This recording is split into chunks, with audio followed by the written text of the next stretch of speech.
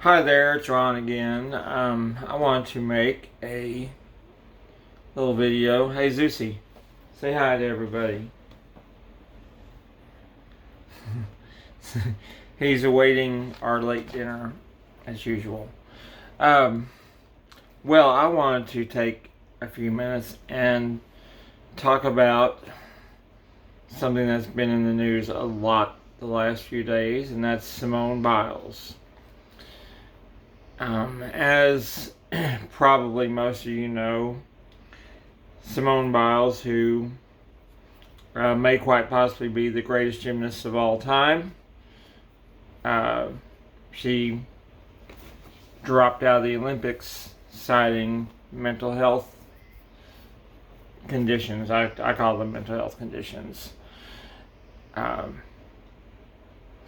And that has, now it's a little bit encouraging that there's been a lot of support of her. Probably a majority of support of her. Even people that don't know very much about mental health, they're still supportive to say, well, she's admitting she's having a really tough time for whatever reason, and she needs to take a step back.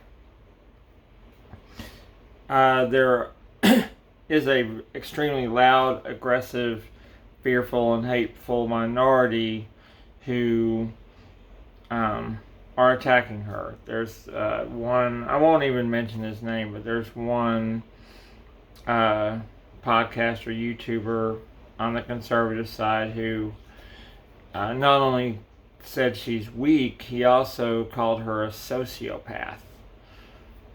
Seems a bit extreme. Well, I don't know what Simone Biles' diagnosis is. Most of us don't. I don't know a lot about her history as far as if I imagine she was one of Larry Nassar's victims, one of his sexual assault victims, of which there were many. So I would imagine hopefully she got some good therapy after that, and she may still be in therapy. I don't know, but what I do know is that it's disturbing to see that ignorance on full display that people are showing, and that's the stuff. That's why there's been this stigma surrounding mental health conditions all these decades and centuries, really. It's 2021. It's time to end the stigma, as we say at NAMI, National Alliance on Mental Illness. Time to end the stigma and the silence. Because frankly, it's just bullshit that anyone should be shamed or criticized for admitting that, hey, I'm overwhelmed here. I just can't deal with this right now. I need to take a step back. That's if she had broken her leg, there wouldn't be this torrent of hate directed at her to say, "Oh, well, it's just a broken leg. Why can't you?" Well, from everything I've gathered, there's she probably has some PTSD or had maybe she's gotten through all that relating to the sexual assault stuff. And I always like to call PTSD the gift that keeps on giving, because it's something that it's different for everyone, because we all had different experiences. But I know from my own experiences, a lot of times what happens is it's this thing that's just quietly tugging on you, quietly fucking with your head, and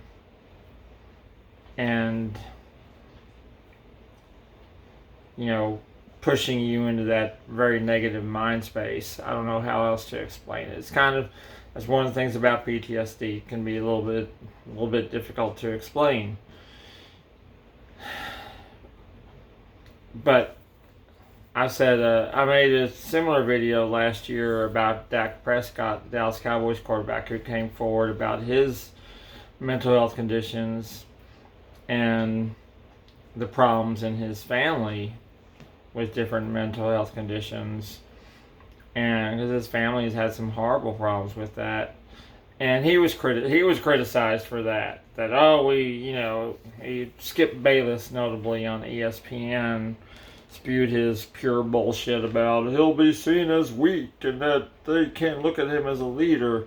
And no, Skip Bayless, Dak Prescott was doing exactly what a leader does, setting an example. Simone Biles is doing exactly what a leader does, exactly what a champion does, setting an example, being courageous, and I'll even say daring, because she didn't have to. She revealed more than she really had to reveal, because she doesn't. It's another thing. She doesn't owe us anything. The conservatives, the critics out there, she doesn't owe you anything. USA, the women's gymnastic team, doesn't owe you anything. Doesn't owe anyone anything. All they have to go out there and give it their all, give it their best shot. And I just wanted to put this out there because it's really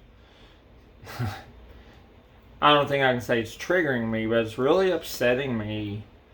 I try not to read much of it, some of the hatred and vitriol directed at Simone Biles. Of course, these are people who, their whole thing is fear and hate. That's what they deal in, just fear and hate, fear and hate, fear and hate, just all day long, all day, every day. It's a hell of a way to fucking live.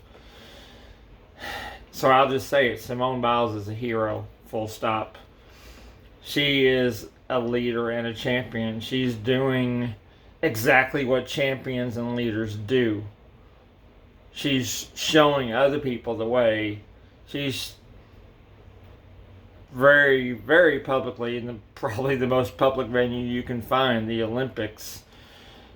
She's showing the way for other people with mental health conditions that, hey, it's okay. You can say, look, I'm overwhelmed. I can't deal with this right now. I really need to take a little break. And that's something that has held me back in the past over the years. I'm probably the world's worst about not taking a break, not giving myself some grace and backing up and giving myself space to breathe and reframe and replace, as my therapist said, reframe and replace and gather myself. So,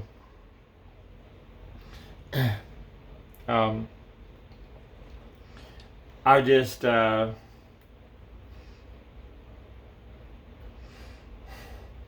think that's about it, but just wanted to get that out there because it's been pretty upsetting to me, and I wanted to get my 2 cents in on all this and let people know that Simone Biles is a hero.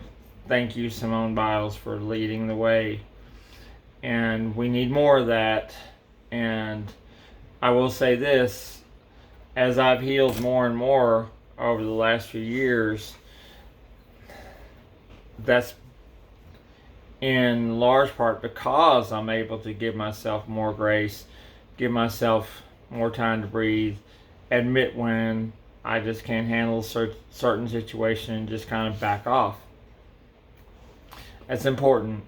I think Clint Eastwood in one of his movies, for the life of me I can't remember the movie, I think Eastwood said, man's got to know his limitations, or something like that. Anyway, remember, we are luminous beings, a quote from another movie. And everyone take care.